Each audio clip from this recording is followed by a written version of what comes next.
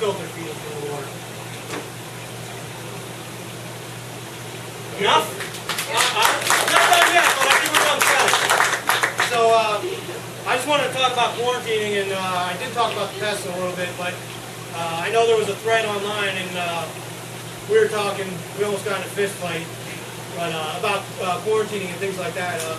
And really, I mean, I don't want to kill anything, but in reality, I mean, if you're not gonna quarantine, you really are risking the lives of everything else you have in your tank. So you are better off if you take it home. I suggest get Coral RX, Tropic Marin Pro Coral Cure. That's really harsh on a coral though. You risk losing the coral just by dipping it. But Coral RX is a pretty good product, it seems so far from where I've been using it. You dip it and you see something come off that you don't know what it is, take the time, research it online, take a look. Hey, if it's bad, either set up a quarantine, give it to somebody who does, or throw it away. I'm telling you, if you throw it in your tank, you're asking for problems. It's irresponsible not to quarantine almost, I think, but just the rule of thumb. What's that sign say? Russian roulette if you don't do it, you know, I'm telling you right now. I've fragged enough coral and sold enough coral, and I've seen it. At one point I've had money-eating nudies, I've had bandit-eating nudies, and red bugs. Yeah. You had what? Red planaria? Yeah. Red planaria are a little different. They'll actually grow and reproduce in abundance when there's nitrates, which actually goes to Asterina stars too. I've seen a lot of people say, "Oh, I got Asterina stars, you know, they're horrible." Well, they're actually a good part of the cleanup crew. But if you get to a point where there's high nutrient level, you'll have them reproduce like crazy, and they do become a problem. You know, the one thing you always got to look at when you're building your environment is, am I building a proper environment for corals, or what am I growing? What's actually growing in my tank? Whatever's growing, that's what you're building a good environment for. I mean, it's not by chance that these things are growing. It's just you're creating that environment to have them thrive. And Asterina stars need nutrients, and that's about it. And, you know, they'll thrive. I have Asterinas in all my tanks. I don't have a problem with them. They're good cleanup for either.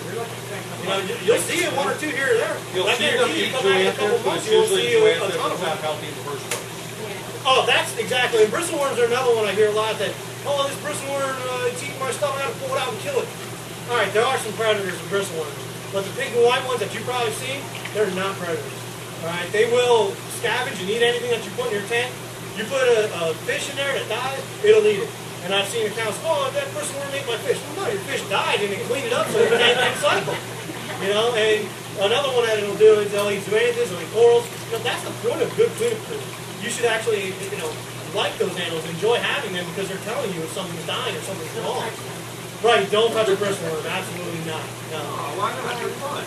They do have bristles, but really the fireworm, which is associated with the bristleworm, which is the predator, has a nasty sting. And what's that one look like? they're shorter and fuzzier. They're you know, brown and red, but they actually have long. I mean, you'll see mandibles on, you know, real big jaws. You'll know. You'll look at that thing and be like, "That's evil." I mean, nature has a funny way of saying that I'm dangerous or I'm toxic or, you know, don't mess with me. You know, so. How long should you quarantine for?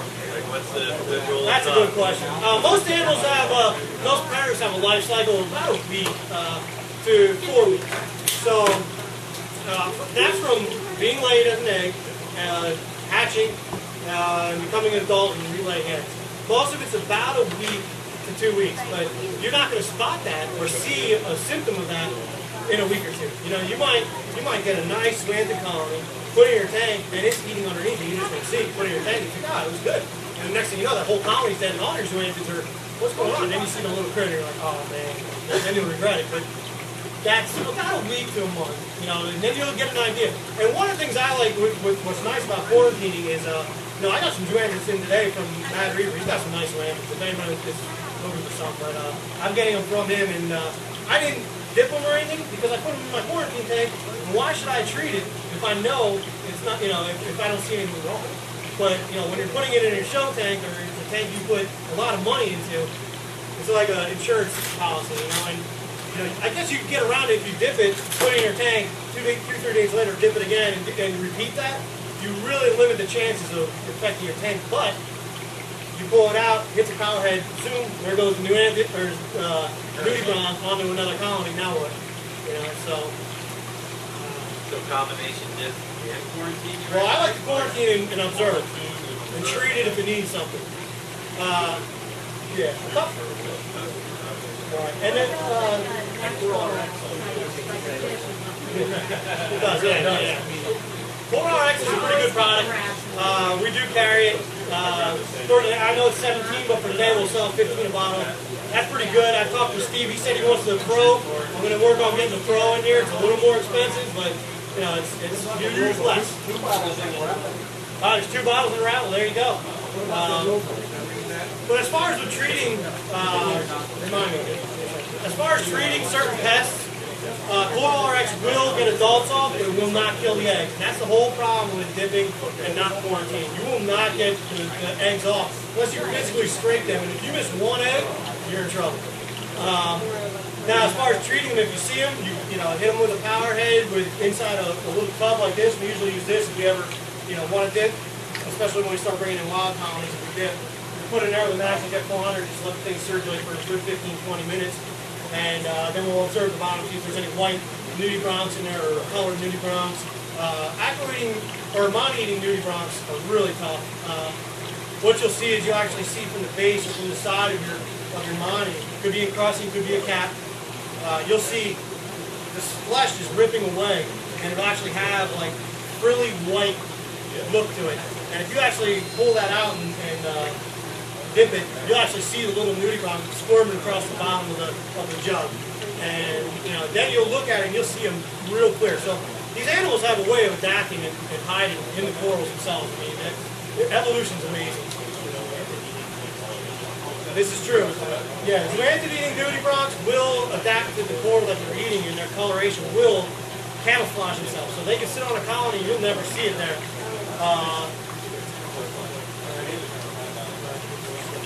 Red bugs are a little tougher to deal with. You can deal with them. You can deal with them in your tank, but there's a problem. See, they're crustaceans. Red bugs are crustaceans, just like amphipods, copepods, crabs. Like green emerald crabs, things like that. And there's a thing called interceptor, which you can get at your vet. And you can actually take a pill of that, and there's some doses. I can get the exact dosage online, but if you look at Reef Central, they'll tell you, like, sometimes use this and what the proper dosage is. But I can't even. Yeah, if you can. Yeah. But you can always ask us too, and we'll definitely provide you the right, have to shoot you in the right direction to get you set. But what it does is it actually kills the crustacean, and it also kills your cod population, which then you'll have a massive algae bloom, because now you have no pods to eat your algae, the daily film of algae. So you really don't want any pests in your tank. You really don't. But red bugs and nudies, it could be worse, but nudies are probably pretty bad. I've never had aqua-nudies flatworms. Yeah. Red bugs are pretty easy. Other than that, another one, if you're getting a wild colony of snails, box snails, or something to watch for. They're actually a spiral-looking snail, and they have a trap door on the front, the box snail. Well, pyramid snails will eat clams, but a box snail actually has a trap door that'll close up, and they'll actually eat your zooxanthids all day long. Sundial, that's it. Yes, I'm sorry, that's it. Sundial snail. Yeah. You got a question? What if you don't have a quarantine tank? Seriously, consider getting one.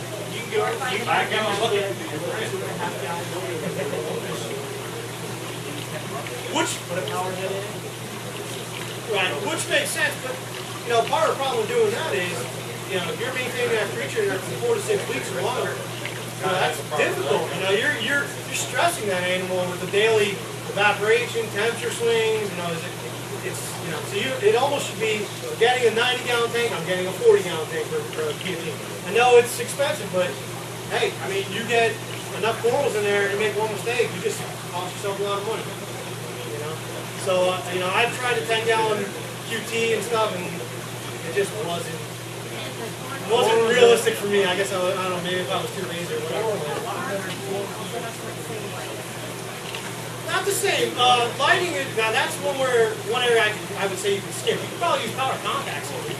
But even a single T5 bulb or two T5 bulbs, I mean, you don't have to run it long, you know, if you're worried about temperature because of cooking the water.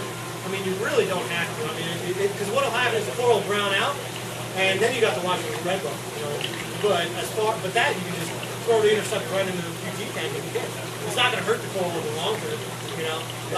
And if your QT grows algae or anything, you know, who cares? After 6 weeks when you're done, clean the thing out and then you start over. So really, if you use less lighting than what you know is optimal for that coral, you can just let it brown out, just watch the health. Is it receding? Is it, you know, is it dying in that manner? But if it's in appropriate conditions with a decent amount of light, I mean, walk in a fish store. What kind of light should they have and what are their corals look like? They're all brown, but they're not necessarily dying. You know, it's the same idea. And do you recommend not having sand and stuff in the water? Make it as simple as possible. Heater, filtration, maybe a power head, and then just, you know, 4RX, interceptor if you need, if it's macro. And when you say start over every 6 weeks, what about the whole like spiking and all that stuff? You can just start over, right? What do you mean? You mean if you have a spike in the tank? Well, like don't start Like a cycle or Well, that's one of the problems with quarantine. It's a little difficult, but what you can do is you can take a rock from your, like if you have your sump or something, put that in your QT, and now you got a tank that's ready to go. The other thing you do is leave a small sponge in your sump. You got a big tank, you want small one, leave it in there all the time. When you set up the quarantine, you're not going to be quarantined up all the time. You can set it up as you get new animals. Set up the quarantine system, put the water, get it stable, take out the piece of sponge, put it in your filter system, and now you've got it back quick on your basically ready to go. Right, exactly. And then that little bit of bunch of knock shouldn't affect, you know, a little bit of that not going to make a big difference. And then you've always got one ready. Anytime you're still running that, you can salvage that. Exactly. Or if you got a bio wheel, you can actually put that spinning little wheel and put that in your sump or something. Or just do a water change on the tank for the water tank. Right, but the water doesn't carry the bacteria that eats ammonia, like a rock or substrate. What's that? I got a couple questions. First of all, Henry, did you use Blue gulls? Yeah, that's good for, that's iodine, just like if you got a cut, you know, for bacterial infection and things like that. would you recommend that?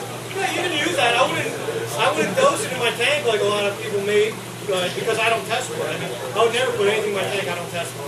If I don't test for it, I don't know if I'm lacking it, or, you know, if I need it, I don't put it in my tank, period.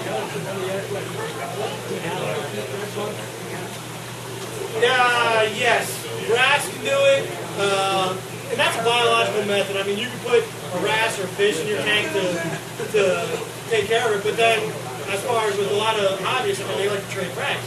You're never going to eradicate that animal or that pest, and as soon as you put a frag and give it to somebody, you just infect everything. You know, so you gotta, really, you should just treat it and get it done with. I would quarantine for a minimum of 6 weeks and observe and see what's happening.